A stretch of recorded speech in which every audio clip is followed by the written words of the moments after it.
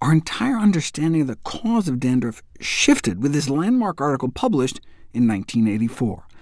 Instead of relying on secondary sources, reviews, editorials, opinion pieces, he looked at the primary literature, the original studies, and was amazed to find out how overwhelming was the evidence of the true cause, and how it had been ignored because it was so well buried under the mountain of error since some expert in the 1800s put forth some bogus theory.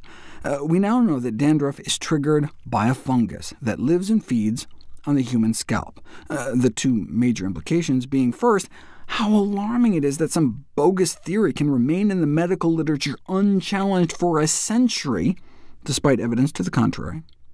And second, hey, if it's a fungus, what about trying tea tree oil, which contains components that have antifungal activity against a range of fungi?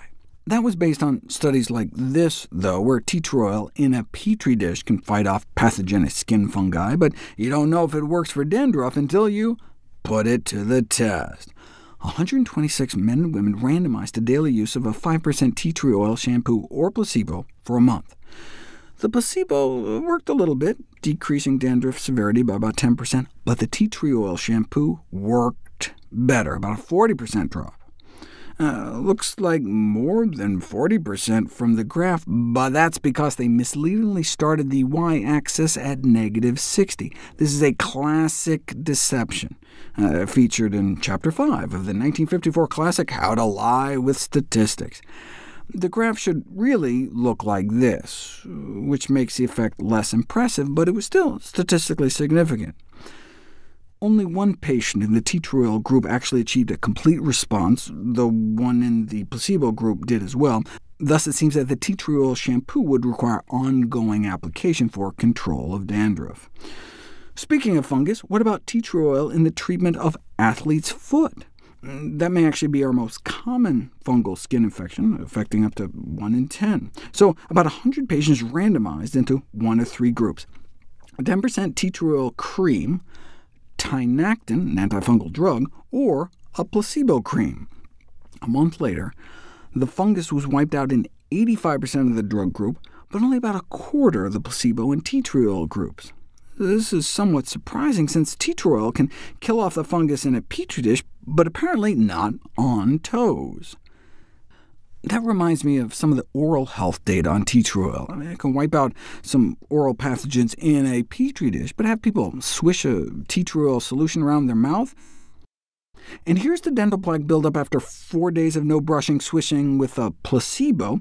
Here's swishing with a medicated chlorhexidine mouthwash, which helps keep the plaque a bit at bay. But the tea tree oil mouth rinse, no effect. So if tea tree oil doesn't influence the amount of plaque, presumably it wouldn't help with gingivitis, the gum inflammation that's caused by plaque buildup. But no, here's the twist. True, no reduction in plaque with a 2.5% tea tree oil gel, yet significant reduction in gingivitis scores.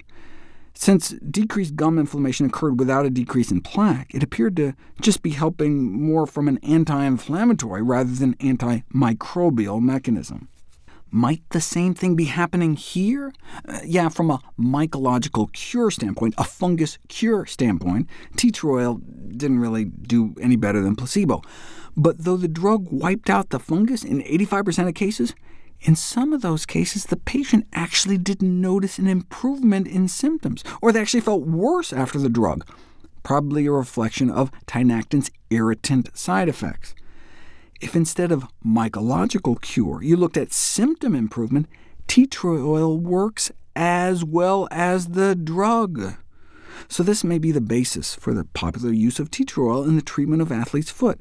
But people should realize it's just symptomatic relief, and they're not necessarily eliminating the underlying cause. Of course, maybe they didn't use a strong enough concentration.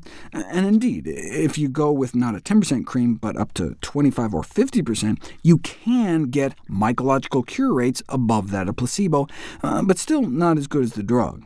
And at those high concentrations, some of the patients applying tea tree oil developed moderate to severe dermatitis. They broke out in a rash. But hey, if you have a patient that doesn't want to use the medicated creams, then a 25% tea tree oil application has a decent chance of knocking it out without being too risky, but the standard over-the-counter antifungal creams may work better.